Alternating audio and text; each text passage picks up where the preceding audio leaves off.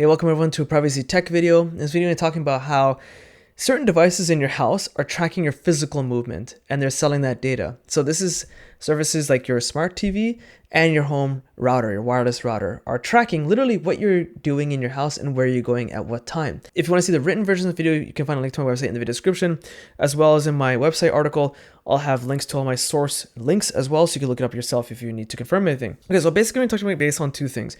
Smart TVs tracking where you're physically moving, and your Wi-Fi router are literally tracking where you're moving, and the data is being sold. So let's touch base on the TV first. So this news article is published by 9 to 5 Google, and the first Google TV is set to come with presence sensing is now available for $3,000 United States, or USD rather, sorry. But that's not what I care about. I don't really care about the price tag. What we're concerned about here is Google TV is adding support for TVs with presence sensing hardware, but the TVs first is not cheap, blah, blah, blah. And then it continues on, and this is important, we'll come back to this very shortly, it's going to have Gemini debuting on TCL because a lot of Google TV devices came with Google Assistant, but they're switching it to Gemini. So we'll come back to that very shortly. And then this is the key point. More importantly, though, the TCL QM9K is the first Google TV was set with presence sensing hardware built in. Using MMM wave radios, the TV can detect when someone is in the room, turn on the TV, and show an ambient screensaver or select information. TCL previously explained that it can be done by adjusting to your preferences, including distance from the TV in which the presence sensor is used. Okay, so let's talk on Gemini first. First, Gemini AI is a service you should not use. It's just like Copilot. Copilot is Microsoft's AI service, and then you have Gemini from Google. These two services, even if you're not paying for some of the premium features, will collect all your data and sell it. That's 100% what they're designed to do. I made a video explaining how Meta is one of the most evil companies in the world. I'll put a link to that video in the description. And in that video, I detailed some information about how Microsoft is paying Meta being the parent company of Instagram, Facebook, and WhatsApp, they're paying Meta for private messages from people's Facebook chats. So Microsoft is a truly evil company. Google's a truly evil company. And now what they're going to use is Gemini. So basically every single functionality used in the Google Smart TV function. So every time you open Netflix and watch something, Gemini will scan and send that data back to Google and they sell it. Every time you click on a certain app in Google TV, basically anything you do in Google TV, Gemini is recording that data, sending it back to the servers and selling that information. They're doing it with Android devices today. 100% they'll do it with this. The motion sensing hardware is even worse and it's scary because what we don't know, and I'm sure this will happen though, I'm guessing, but I could be wrong, but I'm almost positive on this. This wave radio technology will determine your height. So let's say there's someone walking around the house that's pretty small. It'd probably be my child, or my children rather. One that's a little bit taller could be my wife. And of course, the tallest person that seems to, go past this presence sensing technology in the house will be me. I'm the tallest person in our house. So they'll actually track your data and sell it, knowing your pattern of when you're watching TV. So what they could do in a hypothetical sense, which actually they probably will, is let's say the tallest person in the house comes in. Based on this motion sensing technology, it'll determine it's me. I come in and I put it on Sook's profile on Netflix. It's now like, yep, 100%, this is Sook. He's the tallest person that just went past our motion sensing technology. We're going to record this data. When it sees me coming in to my room periodically based on my height and how I move, and when I move, which is typically after work and I watch TV or on the weekend in the evening, it'll know, okay, let's see what he's going to click on this time. He's going to click on Plex. Okay, but Plex is a shared service throughout the family.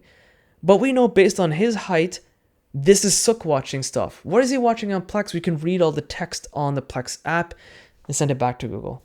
This is a privacy nightmare. I read some forum posts where some people are like, well, how does it know you're walking into the room but you don't want to watch TV? That's not the concern, okay? The article specifically says it'll just have a screensaver. So the screen might just turn on and turn into like a painting picture or something like that in the background. That's not the problem. The problem is, why does this need to be done? It's going to sell your data. Now, moving on to routers where the data is being sold. This is actually a little bit older from July, so almost about 2 months ago. But the information and news about the Google article kind of reminded me about this. I was like, maybe I should really touch base on this. I really touch base on it at all on my channel.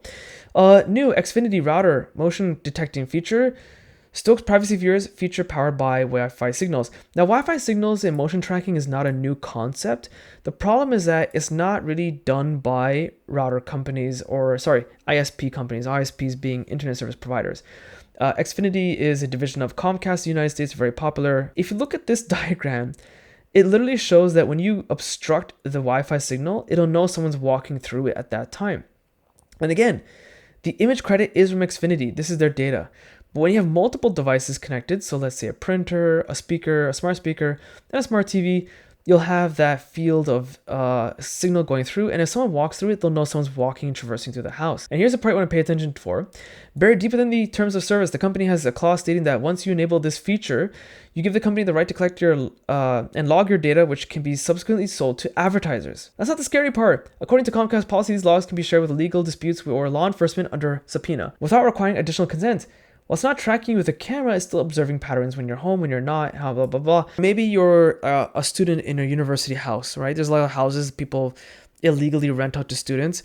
And let's say it's just shared accommodations. There's like 5 students living in that one house near a university campus. One of them commits a crime. Rightfully so, they really committed the crime. And the law enforcement tries to use this Wi-Fi router to determine who was the person. They can be like, it was John Doe that did it. Except it wasn't John Doe, it was Jane Smith that committed the crime. But this is basically saying, hey, yeah, someone was home at that time. You were home at that time? You committed the crime. Yeah, we'll just arrest you. And they could completely overlook that Jane Smith was there. She'd be like, well, I'm just gonna keep my mouth shut. Who cares? I don't have to say that I was home at that time, even though she was, and she's the one that committed whatever crime I'm talking about. The point is, it serves no purpose except for advertising purposes, which is explicitly stated in their terms of service. So what do you do? What is the solution here? I try to provide solutions to my videos at the end. The solution is simple. Do not buy smart TVs. On my YouTube channel, I'm admitting this openly. I used to be a big advocate for smart TV technology.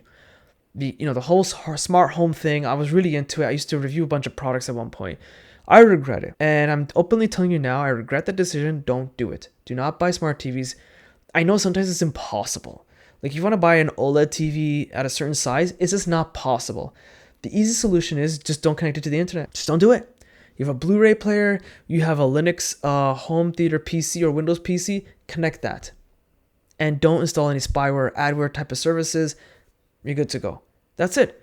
Although Windows 11 is turning into spyware and adware, but if you use Linux, you're much better off. But you get the idea. The point is trying to make is if you buy a smart TV and you want it for the picture clarity and the size, and the smart functionality is there, who says you have to connect it to the internet to use it? You don't.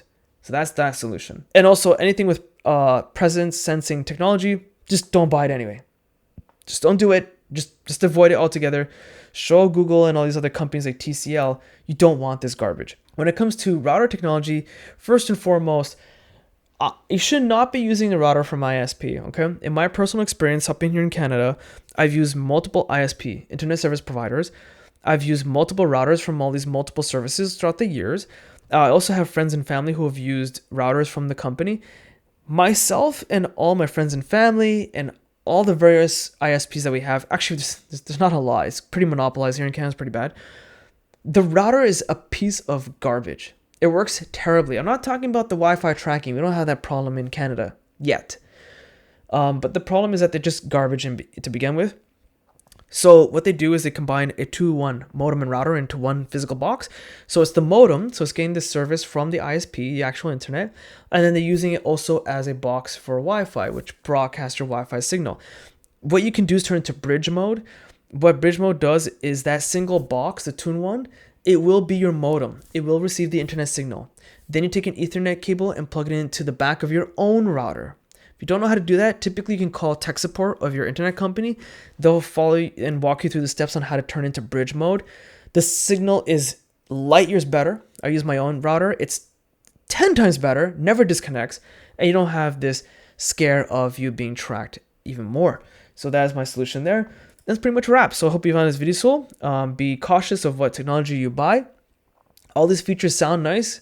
They're pretty useless, and it's just selling your data. That's pretty much a wrap. So I hope you found this video useful. If you did, be sure to hit the like button. It does help. Subscribe. It literally helps my channel go. And again, I'm making a whole bunch of videos, including this one here on a Friday at 9:22 p.m. after work. I'm exhausted. So maybe you want to show your appreciation. You're not obligated to by hitting the super thanks button. Looks like a heart under this video. And that's pretty much a wrap.